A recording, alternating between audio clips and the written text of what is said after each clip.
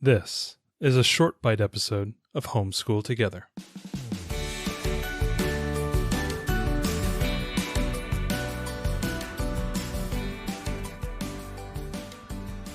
Hello and welcome to Homeschool Together Short Bite Edition. Today we're going to be reviewing two, not just one, but two movies. Yeah, we're reinvigorating family movie night. We like to do this segment. It's hard to find good family entertainment, and so we want to talk about things as they come out, and then you can decide if it might be right for your family. Absolutely. You know, we're all getting into the flow of things. I know this week our wee little one is starting preschool, and we're starting our homeschool parent partnership here in the next couple of weeks, and so we're kind of all getting into the flow of things, and it'd be nice to have a couple nights off as we get into the urgency, and we want to talk a little bit about these two movies. So we'll talk about the first one, The Rock.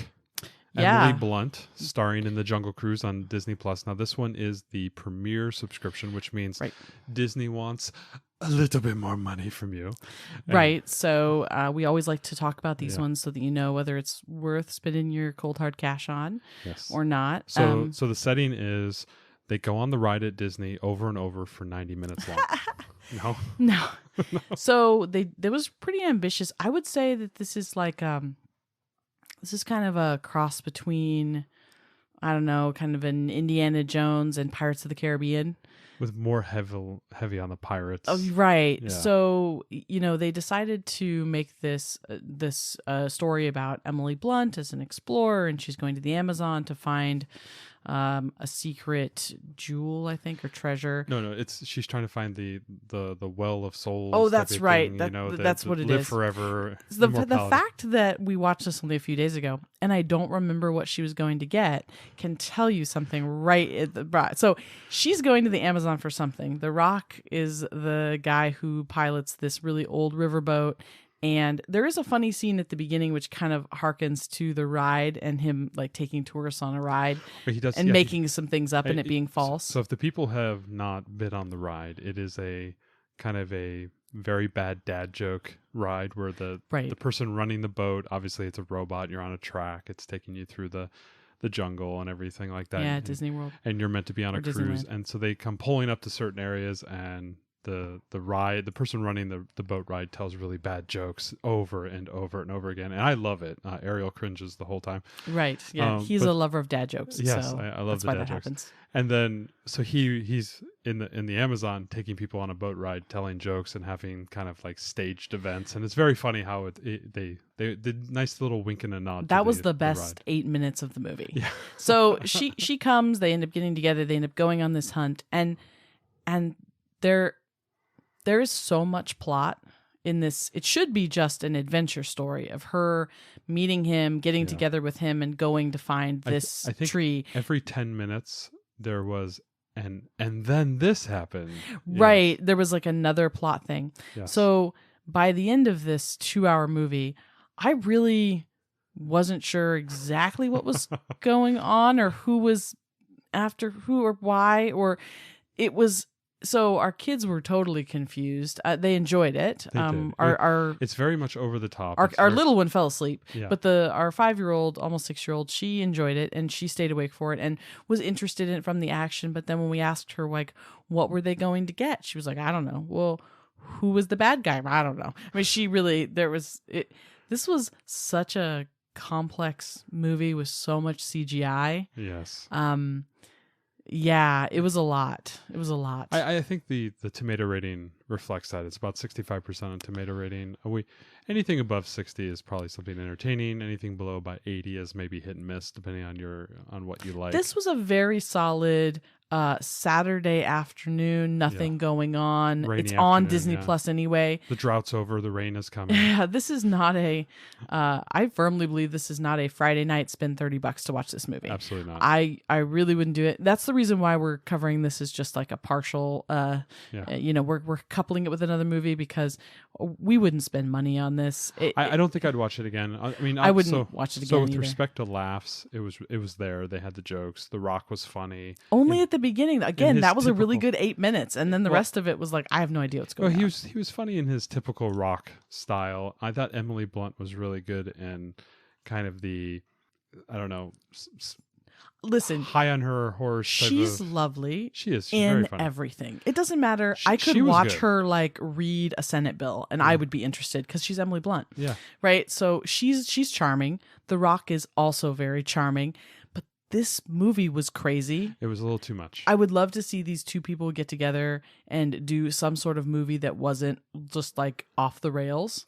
Could you see The Rock doing an Irish accent like Emily Blunt did in your favorite movie ever? Oh my God.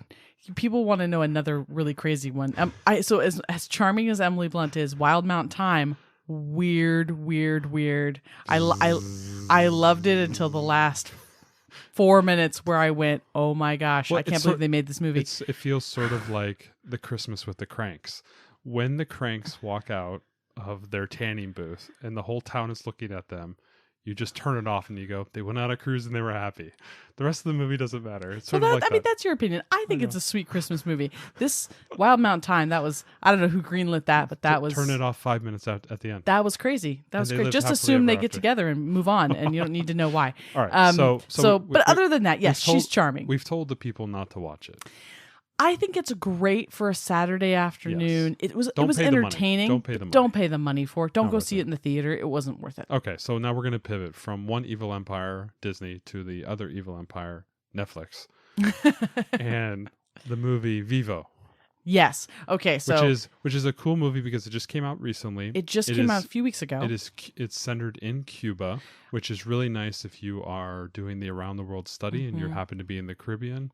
A nice little offering, easy to pick up off the Netflix queue there and watch. Right. So this is a story about a kinkajou, which is a little monkey-like South American creature, and it is he works with an elderly man to make music in the square type of thing.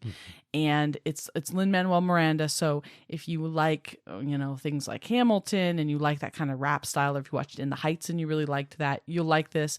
I will say, if you watch just the opening number, it's very fast, and I understood very few of the words that came out because they were so rapid fire, but the rest of it is much lower pace, so don't let that opening number scare you off. But it's a story about him and this elderly man, and if you read the synopsis, you'll know that the man dies, and they have to go on this journey to try to get his song to the woman that he loved, that he never gave her the song. And so he and this little girl go on this journey. And so yeah, trigger warning if you have recently had a grandparent pass away or something. This would not be the best movie to watch because it is sad right at the beginning when that happens. But the rest of the movie, it's really fun.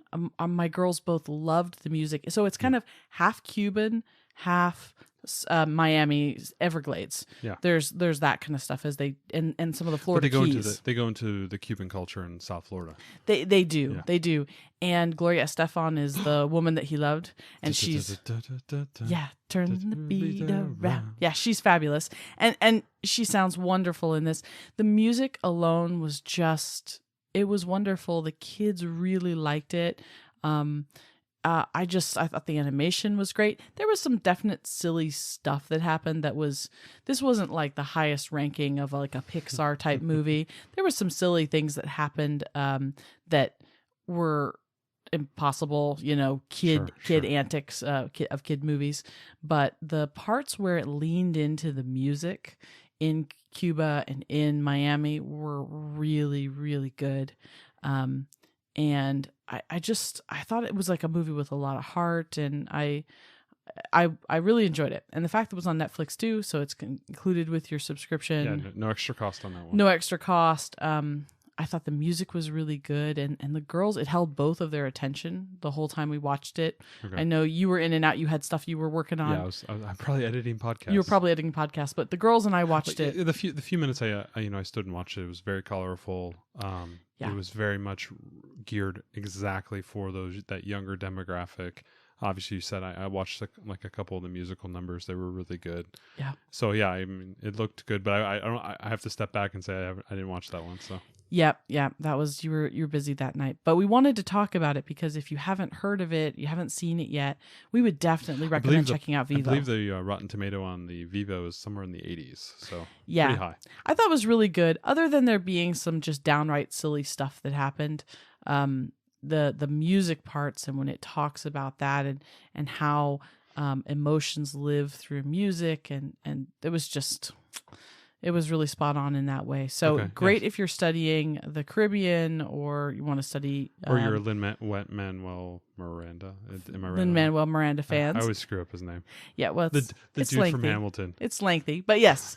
Yeah, if you're fans of his work, this is great. And there was nothing in here which I felt we couldn't watch with our younger daughter who's 2.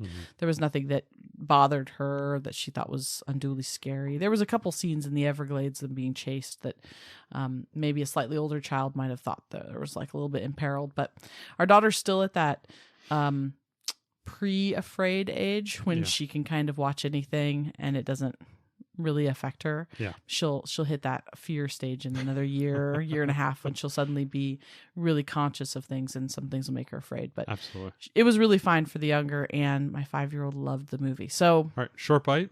2 movie selections. The Jungle Cruise. We are saying don't spend the money. Wait for it to come out on the regular streaming, and then watch it on a lazy Saturday. And then watch it on a lazy and then just laugh because it's Kooky Dukes. It is Kooky Dukes, man. And then Vivo, which is a definite watch if you watch it on a Friday night. Music, it was good, especially if you have a young kid who wants to dance or listen to some kind of Cuban kind of island like music. It was great.